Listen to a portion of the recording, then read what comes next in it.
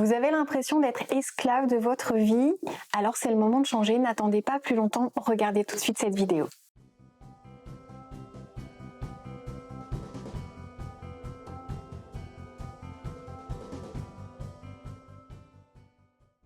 Bonjour à tous, c'est Valérie Sauvage, je suis ravie de vous retrouver sur cette chaîne et de vous aider à avancer vers plus d'action, vers plus de proactivité, vers plus d'envie, vers vos rêves peut-être.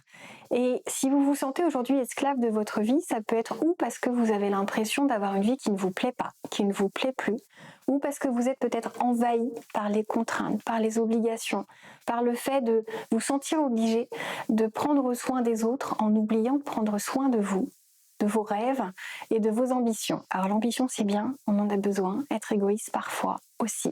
Il faut savoir développer cette capacité pour ne pas laisser passer les années en regrettant plus tard de ne pas avoir vécu l'existence qui vraiment vous faisait vibrer. Alors ne plus être esclave de sa vie, ça passe par quoi? Ça passe par deux éléments, deux étapes, deux prises de conscience extrêmement fortes.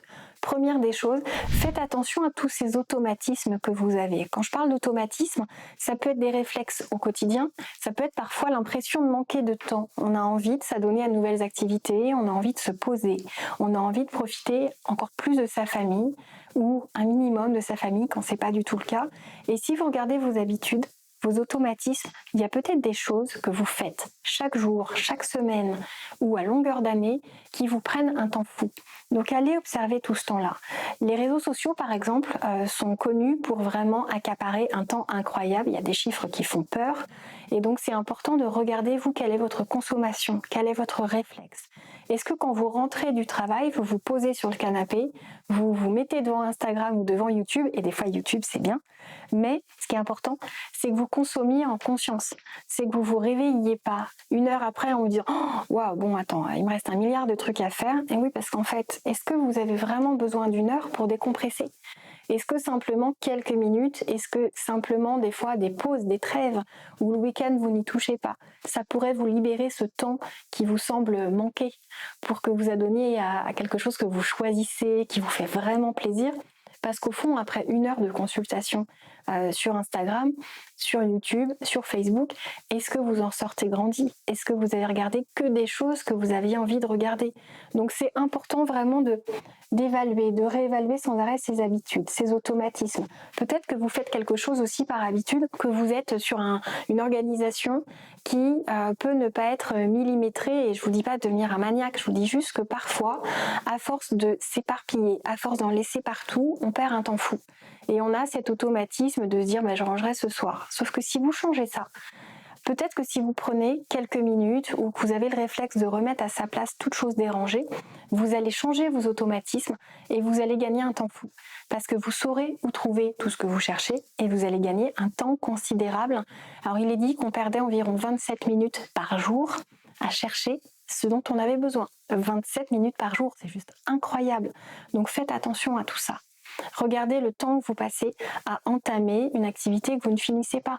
Est-ce que cet automatisme de procrastiner, par exemple, ne gagnerait pas à être un petit peu observé, travaillé et puis ramolli?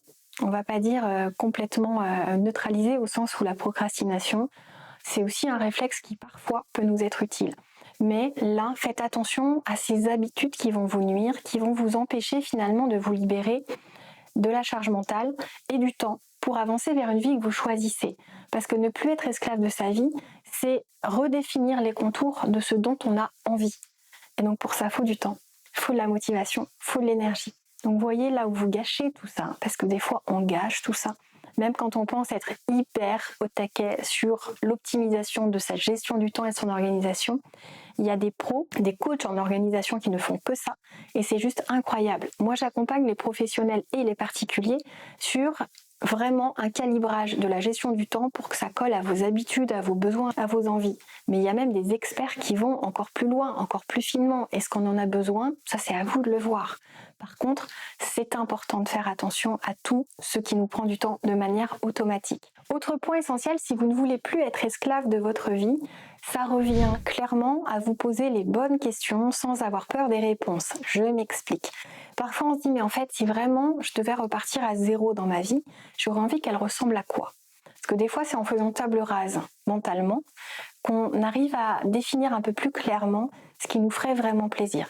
Il y a des personnes qui des fois déménageraient dans un endroit plus petit parce qu'ils se rendent compte qu'ils se sont laissés envahir par l'espace, par l'envie de grandeur et ils sont complètement noyés dans le ménage, dans le fait de chercher plein de choses, dans le fait de devoir faire des travaux dans une maison ou un appartement devenu trop grand pour, en tout cas, être en adéquation avec leur envie. Et ça ne veut pas dire devenir minimaliste ou vivre dans une tiny house. Par contre, les gens qui y vivent, a priori, pas essayer, mais ont l'air vraiment d'être centrés sur des choses qui leur font vraiment plaisir. Ils vivent dehors, ils vivent avec leurs proches, ils vivent vraiment des choses plus en contact avec leurs valeurs, avec leurs vraies envies. Je ne suis pas en train de vous dire de partir en forêt dans une tiny house ou dans une caravane, mais juste recalibrer les choses. Voyez de quoi vous avez envie. Et pour ça, rien de mieux que la visualisation. Vous fermez les yeux, vous les gardez ouverts, vous faites comme vous voulez. Mais vraiment, vous imaginez que vous recommenciez à zéro, comme s'il y avait un effacement. Je ne vous demande pas d'effacer tous vos proches, vous avez le droit de les garder dans votre visualisation. Mais si vraiment vous choisissiez aujourd'hui votre métier, vous feriez quoi comme métier? Votre rythme de travail, le salaire que vous avez envie de gagner, les pays que vous avez envie de visiter, la ville dans laquelle vous avez envie de vivre et comment. Repensez votre style de vie, repensez vos habitudes, repensez votre manière d'interagir avec vos proches, rebattez les cartes. C'est comme ça qu'on arrive finalement à se dire ok, ça serait la version idéale. Est-ce que je peux l'atteindre? Parce qu'en fait, c'est pas parce que votre vie n'a pas été balayée que vous ne pouvez pas de vous-même, pas à pas, je suis pas en train de vous dire de tout balayer d'un coup, mais laissez de la place à des choses qui font sens, qui répondent à une envie profonde, à l'envie du moment, et peu importe que tout ce que vous avez bâti ait répondu à un moment à vos envies, vous avez le droit d'évoluer, de changer, de vouloir autre chose. Sentez-vous libre, c'est extrêmement important de s'accorder cette liberté et de ne pas s'enfermer tout seul. Parce que souvent, quand on se sent esclave de sa vie, c'est parce qu'on est notre propre geôlier, qu'on s'est enfermé tout seul et qu'on n'ose plus ouvrir la porte parce qu'on se demande par quel bout le prendre. Donc c'est très important de vous poser les bonnes questions, de vous dire que vraiment, là, il est encore temps de redevenir l'acteur de votre vie, de faire ce qu'il faut dans tous les domaines nécessaires pour que vous soyez enfin aligné. J'espère que vous aurez aimé cette vidéo, qu'elle créera des déclics, qu'elle vous aidera à réfléchir autrement, en vous allégeant de toutes ces peurs. Vraiment, votre visualisation, faites-le en vous disant que si tout était possible, vous pourriez atteindre vraiment vos objectifs, c'est l'idéal, et c'est comme ça qu'il faut revisualiser votre vie. Je vous dis à très bientôt. Et le premier engagement pour ne plus être esclave pourrait être de laisser un commentaire et de dire quelle est votre première envie à cet égard-là. Qu'est-ce que vous auriez envie de changer si vous pouviez tout balayer là maintenant? J'attends vos commentaires et je serai ravie d'y répondre. À très bientôt. Et puis avant de partir, on met un petit pouce j'aime si vous voulez soutenir cette chaîne. C'est quelque chose qui me touche beaucoup et qui m'encourage à vous offrir toujours plus de contenu.